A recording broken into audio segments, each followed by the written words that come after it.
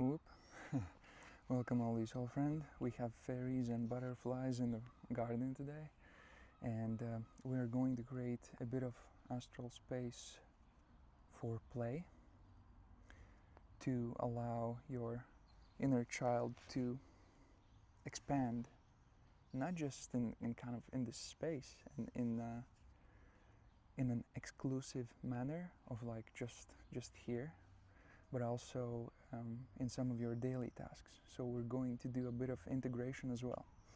But before we start all of that, I was wondering if you'd be interested in some shamanic work, some energetical work, maybe doing with the portals, like closing portals, opening portals in different environments, like in forests, in your house, or things like that. I do a bit of shamanic work sometimes with the portals, clearing spaces, lands, energy, and doing analytics of what sort of energy is present, what sort of energy needs to be dealt with in certain locations, and also opening portals with a certain positive signature in certain places. Of course, always like this is done with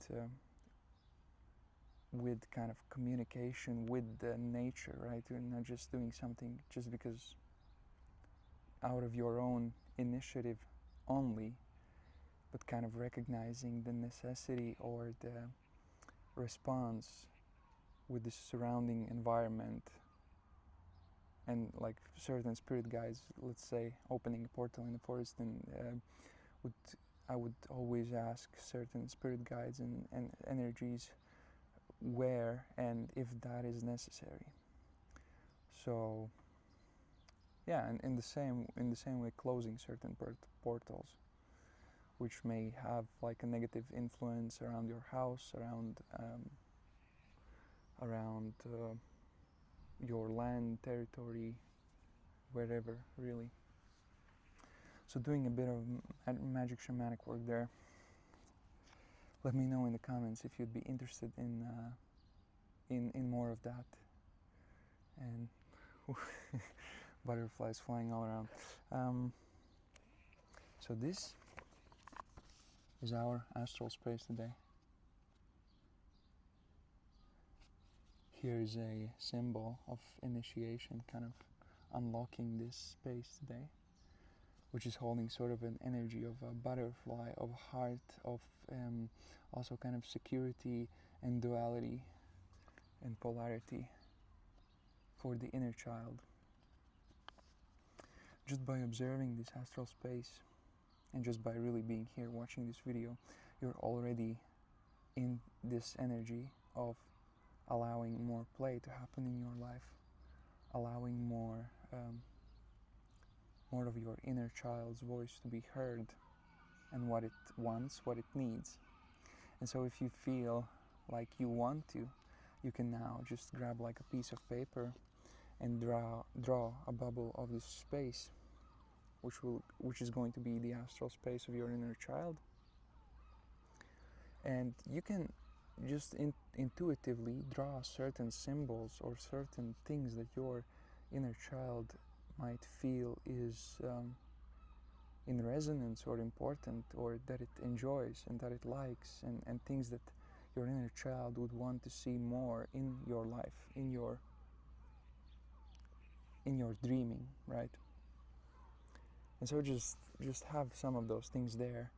So having some of those things here in this space, in this bubble, is allowing you to activate the astral space, which then happens to not just be the astral space, but also the physical space. Your astral space starts manifesting itself into the physical as soon as you do that. So you can either do it practically right now if you desire to, or you can just sit here and spend some time with me. And if you like have just in mind some certain toys, symbols, dancing, music, something that your inner child is kind of responding to, right? It's having some sort of response to. So like, oh wow, I like this, you know. Maybe you like some like construction Legos or something that is bringing you alive. And in this space, I also understand that we are soothing those frequencies and those judgments and those darker kind of implications and programmings of humanity, which have forbidden, which have controlled, which have suppressed, which have judged and shamed our inner child, and which have convinced us that a grown-up is a grown-up and a child is a child, and which have made us refused, which have kind of, we have refused our own joy, our own inner child, suppressed it. Put the inner child in a closet, you know, you're grown up now. No, that's like an illusion, right? That is not true. That is not the way this world should be. It's not the way it's supposed to be. Every single person should have a deep connection, a present connection with their inner child, with their playful self, with their desiring self, with divine, because it's not just like a child self, right? It's a divine self, because the inner child represents so many divine qualities like freedom, belief in everything is possible, belief in magic, belief in there's so little programming and boundaries that it's almost like everything. And that's why inner child isn't just about the child self, it's the divine self. It is a representation that you can reach for, which is much closer to the divine you, which is unlimitless, which is unlimited. Therefore, kind of guiding your grown-up self, your more serious, disciplined, limited self, your more this matrix worldly self, which is like job, money, responsibilities, duties, and all of that nonsense. Nonsense. Because it is nonsense in some way, right? But it is in other perspective, it's really our journey, anyways. And so we just have to alchemize it. We just have to bring more magic to that, which is boring, to the boring magic, to the boring human side. Okay, so basically, we are soothing those parts, right? If there are here souls and you and voices in your head which you hear are judgmental, and if you want to be like towards myself, kind of sharing this message, you want to be like, just what are you, 5? Things like that. What are you, grow up or something, like judgmental things like that. And just feel into that energy and feel where somebody in your past has said something like that to you when you were a child, and when you had experienced these suppressions from your parents, from your teachers, from your environments, from the society programming, from what else? Friends, older friends, which have perhaps ridiculed the side of you which gets excited for things, like a child gets excited for, like, did you see this thing, did you see that thing, did you see the butterflies, it's amazing. And the people, like, often I remember in my own kind of ways of growing up and having older friends, often like older friends, like 5 years older, even 7 years older friends sometimes I had, and they have already denied and suppress their inner child, and therefore when you come shining and resonating with that energy, they will react in the same way that they have taken on somebody else's judgments and reactions and energy, right? Somebody else has judged them, therefore they took on this person's energy, and now they are the advocate, or like a vessel for that judging energy. And you want to be the opposite right now. You want to be the one that's being compassionate to and understanding to the judgmental people, judgmental energies, judgmental way of beings. Even if that judgmental person has been yourself, which I have been, you know, I remember one thing that I do regret is that I threw out all of my toys, because I had like boxes of toys, which when I was a child, I would go to these boxes and I would just interact with them in such imaginative games. And then I was kind of, you know, clearing my room and doing some reconstructions in my room, and I was thinking that, you know, I'm grown up. I don't need the toys anymore. I don't want to have anything to do with the toys. And I either like threw them out or gave them away. I don't remember. Some I gave away, some I threw out. And right now, I would really appreciate if I didn't do that. But at the same time, it's like I'm gonna have a lot of time exploring and maybe buying new toys and exploring again my inner child and what it wants and what it likes, and not just having kind of a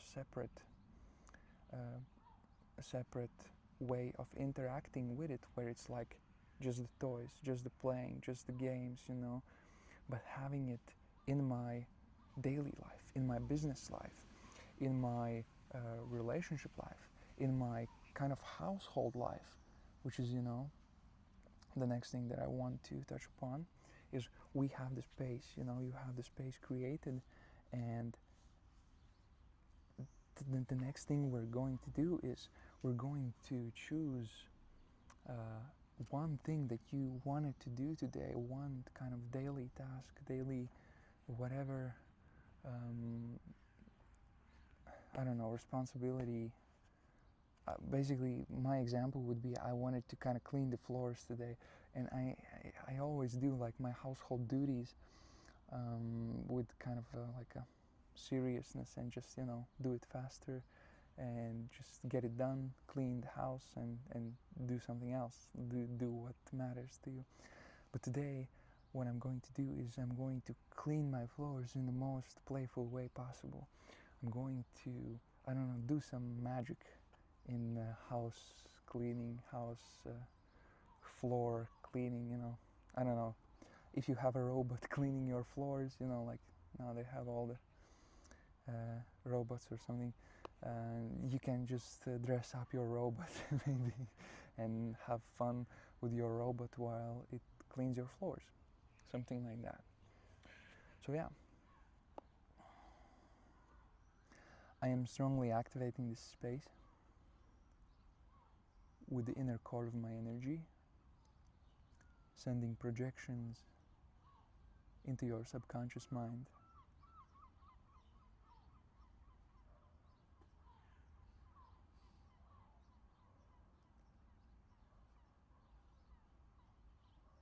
which will now activate the astral space of play,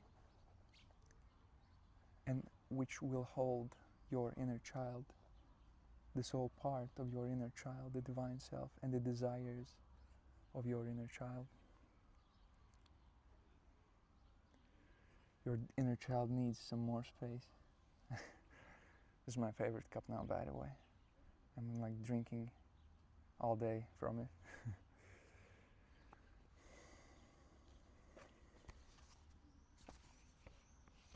All right. You can choose, like, you can choose the most serious thing that you have. If the way you approach your business and money, your work is super serious, then do that. Allow your inner child to come in that. So right? Because here we were kind of starting with a safe space for astral space, a place for your mind, your astral body, and then a place also for your physical body, allowing this astral space to flood in to your physical space, allow into your workspace, allowing this energy into your, well, what are the serious things, right? Because it's like, what are the serious things that your parents, your societies, your friends wanted to convince you about, that is not a place for your inner child? And you're like, fuck no, that is exactly the place for my inner child.